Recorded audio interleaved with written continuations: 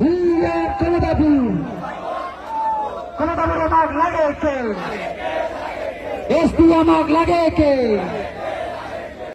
खुलुमबाय रायजोफोर गिबिसिनथाराव फिथांखिब्ल इउटुब चेनेलनिफ्राय रायजो राजा बयनिसिमबो फुंबिलिनि गोजोननाय बावहरनाय जाबाय जायफ्रा सानफ्रोमबो खौरां खोनासंनो मोजां मोनो नोंथांमोननि थाखाय आं माखासे भिडिअसफोरखौहाय लानानै फैबावनाय जाबाय रायजोफोर जों दिनै गिबिसिनथार सीएम प्रमद बर' सारनि सायाव आं फंनैसो बाथ्रा बुंनो थाखाय भिडिअ लानानै फैदों थामथियाव आङो बिक्रम दैमारि बिथांनि सायावहाय बाथ्रा बुंनो थाखाय भिडिअखौ लानानै फैदों जोबनायाव आङो हाग्रामा महिलारि बिथांनि सायावनो बाथ्रा बुंनाय जागोन आं सानो नोंथाङा हाग्रामा महिलारिनि बुंनाय रावफोरखौहाय नुवाखै आरो हाग्रामा महिलारिनि सायावहाय सोर मा भिडिअ बानायगासिनो दङ ससियेल मिडियायाव मा खोनागासिनो दङ बेखौबो नोंथाङा खोनायाखै मानोना हाग्रामा महिलारि बिपिएफ पार्टी देरहानायखाय नोंथाङा जोबोद खुसियाव दङ नाथाय गुबुननि खुसियाखौहाय नोंथाङा मिथिया दा नोंथाङा क'क्राझार टाउनाव थानायखायनो क'क्राझार टाउनाव थानानैहाय गावखौनो सोरगो रायजोआव थानाय बायदि गुबुनखौबो सानदों ना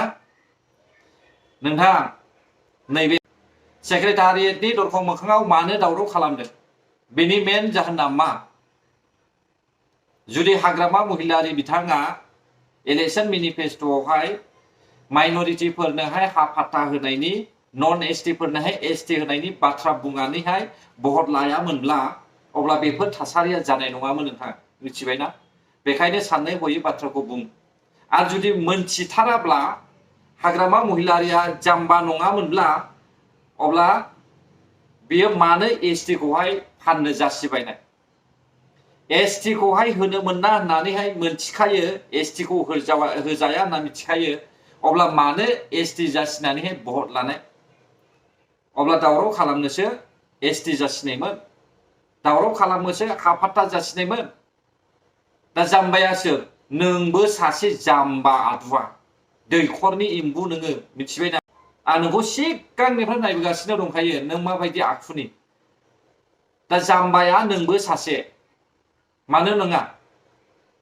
आरो नंखाय नंदोंब्ला खोनासं भिडिअखौहाय लाइभ एन्ड लार्निं पडकास्टनि सासे बैसोगोरा सुबुङा मा बुंदों नांगौ नामा हा नांगौ नामासो होननानै नुनो मोनो जोङो बेफोरनि सायाव मा बुंनो सानो गोख्रों रावै सारा बेथ' बे जाम्बानि राव जाबाय बे जुदि बुंदोंब्ला बिदि बुंदोंबा एसटि नांगौ नामा होनलायनाय बुंदोंबा बे एसटि नांगौखौ नों मानो जासिनानै नोंथ' होनो हाया हागोन नामा सोरबा लिडारा होनो हाया बेयावथ' संबिधानिक मोनसे माबा दङ बे संबिधाननि बाधा दङ बेहाय बे बाधाखौ बोरै बारनानै होनो बियो बे हानाय नङा बेथ' बे जाम्बा बा जाम्बिनि खोथासो जागोन बियो बेखौ बुंनानैथ' मा बुंनो जुदि बिदि बुंमारदोंबा बे उथायनानै लानांगौ बुंनाङा बिदिखौ बिसोरबायदि बैसोगोरा सुबुंनि रावखौ सोलोंनानै ला मबेया नंखाय मबेया नंगौ बेखौहाय सायख'नानै नाय दावरावा मानो सोमजिदों नों क'क्राझाराव थानानै गुबुनखौबो गोजोन जादों होननानै सानदों नामा नोंलाय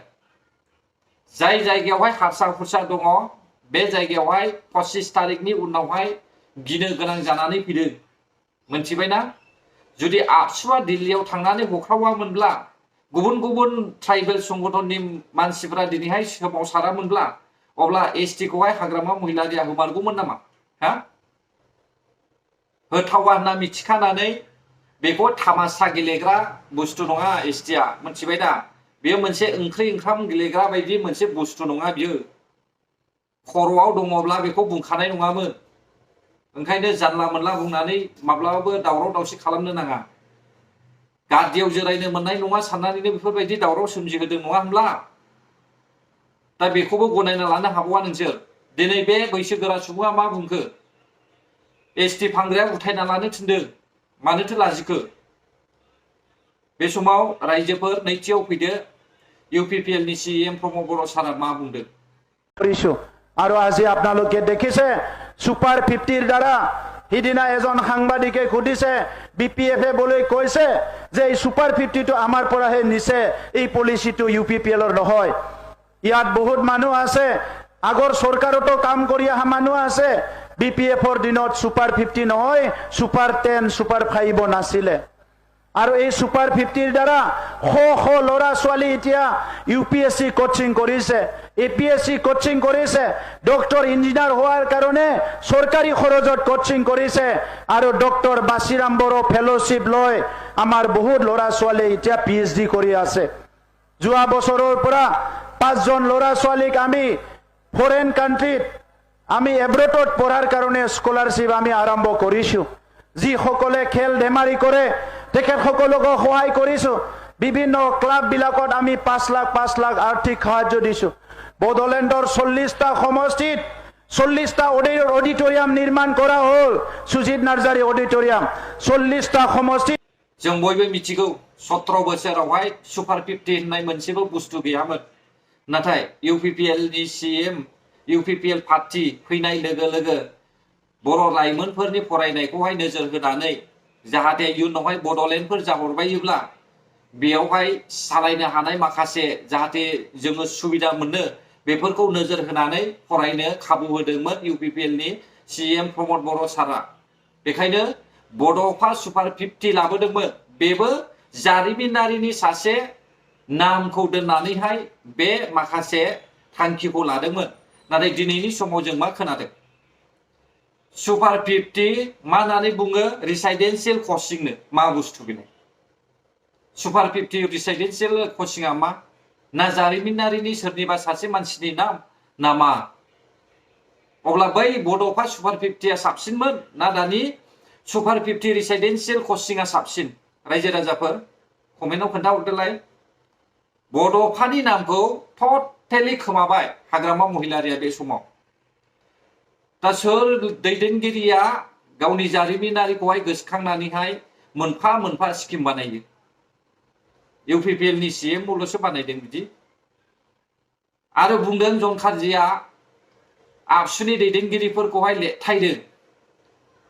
बिथांमोना ST खौ हाग्रामा महिलारि बायदि डाइरेक्ट होगोन होननानैहाय फाननानैहाय बिसोरो बुङाखै। बिसोरो माब्रै होयो होथोंसो होननानै बुंदों। नाथाय थाखानाय ST आ खहा जानो मोना बेखौसो बुंदों। हाग्रामा महिलारिया बेखौ बुंदों नामा? देरहासार बसुमतारिया बेखौ बुंदों नामा? बिसोरथ' नांगौ जायोब्ला आरोबाव गोदान लिरनानै हरफिननाय जागोनसो होननानै बुंदों। नों बेखौ नुवाखै नामा? खोनायाखै नामा आदुआ?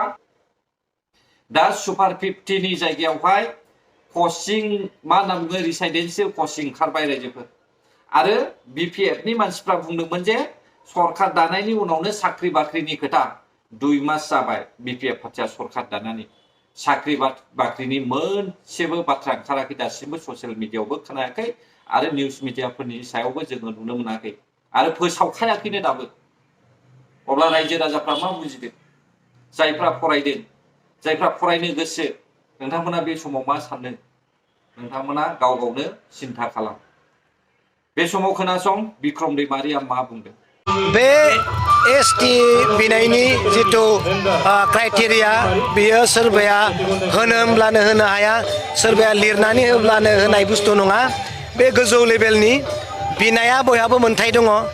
गावनि मोननांगौ मोन्थायखौ गावनि बिफानियाव मोननांगौआ बिनांगौआ गावनि मोन्थाय।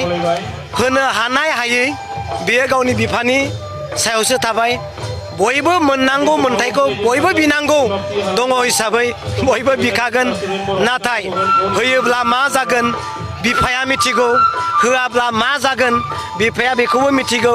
बेनिखायनो सोरबाया बिख'नानै लानो सानब्लाबो आरो सोरबाया होगोन होननानै बुंनो सानब्लाबो बियो होग्रानि सायावसो बे थाहैगोन।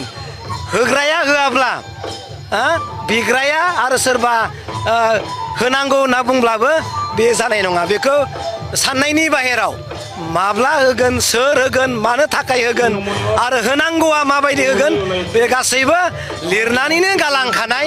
बेखौ हयथ' जोङो साननानै मोनहानाय नङा। बिक्रम दैमारि इलेक्शननि सिगां गोबां थगायबाय रायजो राजाफोरखौहाय। दिनै नोंसोरो ST होगोन होननानैहाय बुंबोनानैहाय ST खौहाय मोना होनना मिथिखानानै दावराव सोमजिहोनो थाखाय बे बाथ्राखौ लानानै भट लादों, नङा होमब्ला? दिनै बिक्रम दैमारिनि बाथ्रा बुंनाया भेलु दङ नामा?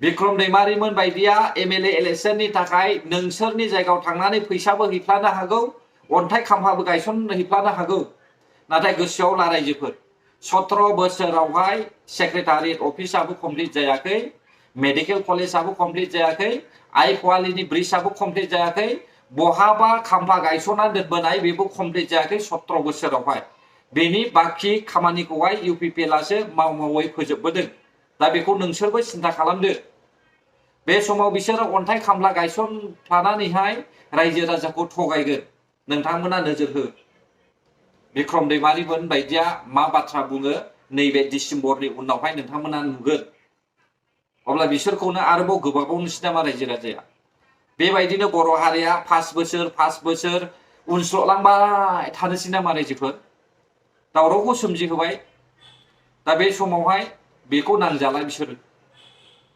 दिनै आबसु नङामोनब्ला बर' हारिया मा जागौमोनथाय बेखौ इसोरासो मिथिसिगौ रायजोफोर अब्ला रायजोफोर नोंथांमोना मिथिखागौ हाग्रामा महिलारिनि थाखायनो दिनैबो जोंनि बर'नि गेजेरावहाय दावराव दावसिया सोमजिदों बै समावबो हाग्रामा महिलारिनि थाखायनो दावराव दावसिया सोमजिदों जेब्लासिमहालागै हाग्रामा महिलारि बिथाङा जोंनि रायजोआवहाय रायजो सासन खालामगोन माब्लाबाबो दावराव दावसिया जोबा नोंथांमोना नायलां गोजोन्थों अब्ला जायफ्रा आंनि भिडिअखौ जोबजासिम नायबाय बर' हारि जै जाथों जै बर' हारिनि